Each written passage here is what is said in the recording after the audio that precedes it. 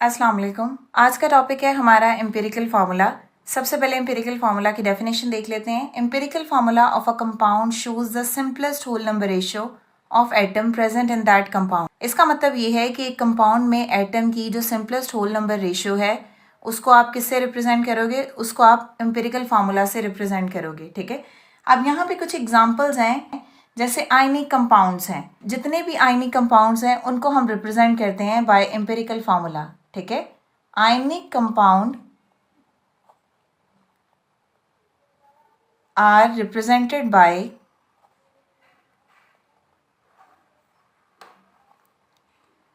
Empirical formula.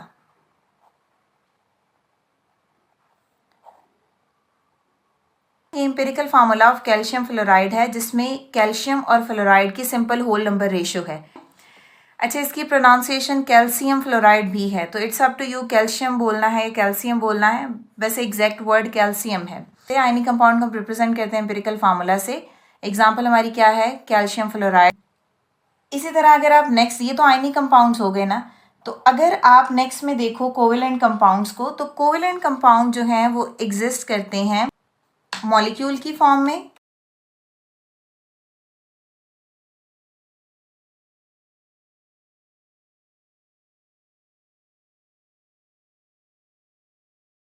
Example हमने यहाँ पे ली हाइड्रोजन पेरोक्साइड की।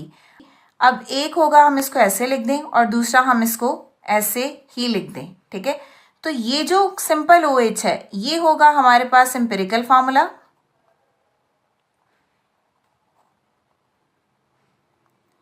और ये जो total number of atom present in a compound है ये है मॉलिक्यूलर फार्मूला।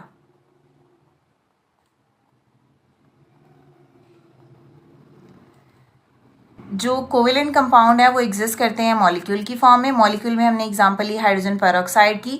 हाइड्रोजन पेरोक्साइड की simplest whole number ratio OH है या HO है, और इसकी मॉलिक्यूलर फॉर्म क्या होगी, H2O2। सिंपलेस्ट का मतलब ये है कि आपने ये जो वैल्यूज कॉमन में है ना, इनको बाहर निकाल लेना है। बेसिकली पता क्या होता है, तो ये HON होता है, तो यहाँ पे N की वैल्यू हमने कॉमन क्या ली है, 2। उस 2 को हमने बाहर निकाल लिया, तो ये जो बीच वाली OH की या HO की वैल्यू है ये होगा एम्पिरिकल फार्मूला। क्लियर है?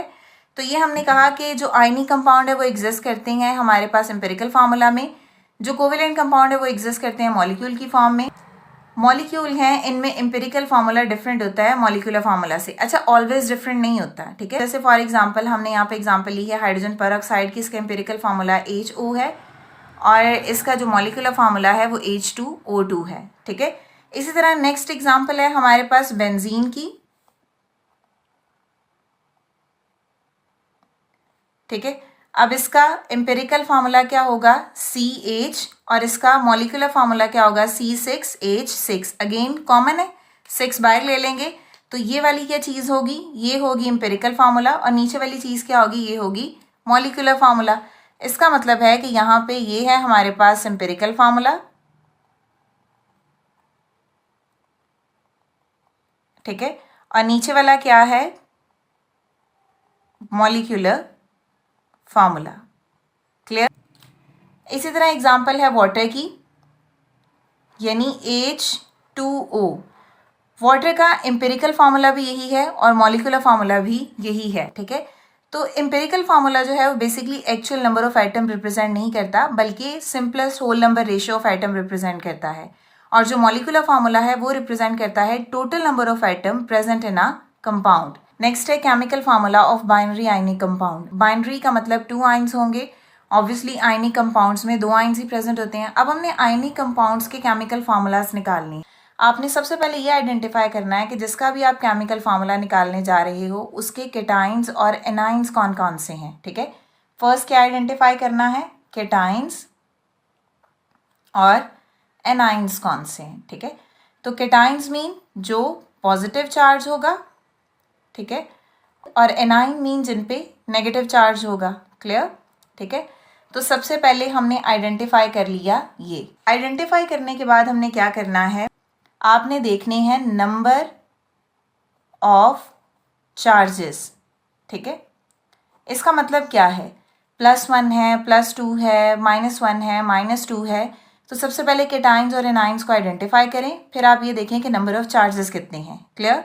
अच्छा, उसके बाद आप क्या करेंगे, आप देखेंगे कोई भी एग्जाम्पल लें। एग्जाम्पल क्या है, लिथियम ऑक्साइड्स, ठीक है, नाम से ही वाजिया है लिथियम है और ऑक्साइड है, इसका मतलब है लिथियम यहाँ और ऑक्साइड्स यहाँ पे, यानी ऑक्सीजन है।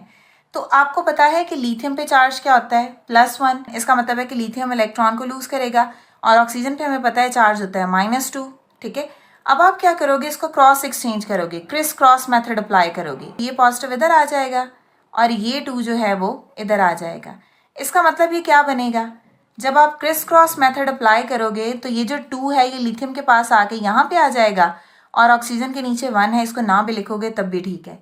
तो ये आपने लिथियम ऑक्साइड का फार्मूला निकाल लिया, ठीक है।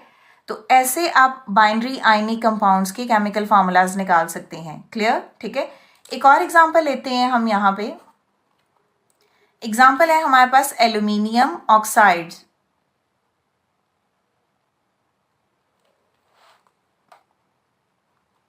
ठीक है।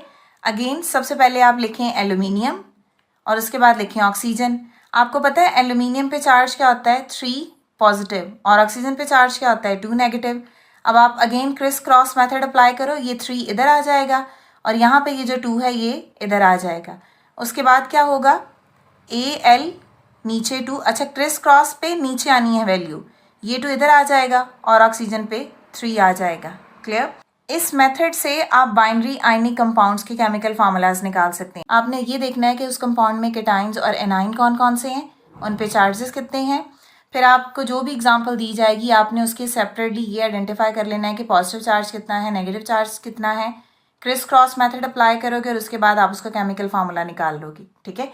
आपकी बुक में एक टेबल मेंशन है, उस टेबल में एटम के चार्जेस मेंशन है, मीन्स कौन सा आइटम इलेक्ट्रॉन लूज करता है, कौन सा आइटम इलेक्ट्रॉन गेन करता है। आप उसको 1 बाय 1 करके याद कर लो ताकि आगे जहाँ जहाँ भी वो एलिमेंट्स आएंगे आपको उनकी वैलेंसी याद रहेगी, क्लियर।